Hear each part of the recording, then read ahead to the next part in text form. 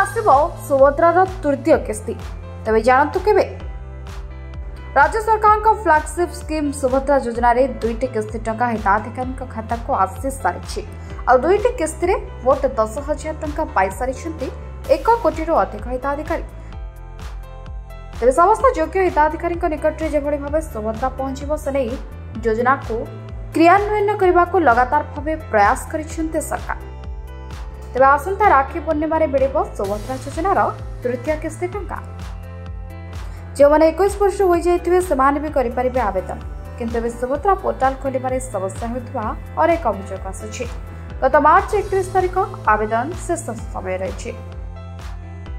जो युवती एवं 21 वर्ष पाद थी से भी आवेदन करेंगे और सुभद्रा किस्ती पाइपर एवं नुआक आवेदन करना। आ बड़ कथा आग को किस्ती अनुसार नुहे बर एका बेले समस्त हिताधिकारी खाता को 5,000 टंका लेखाएं आसब। गुरुत्वपूर्ण खबर जानापी आम मेट्रो टीवी ओडिशा को लाइक शेयर और सब्सक्राइब करने को जमा भी भूलु ना। Report metro TV Odisha.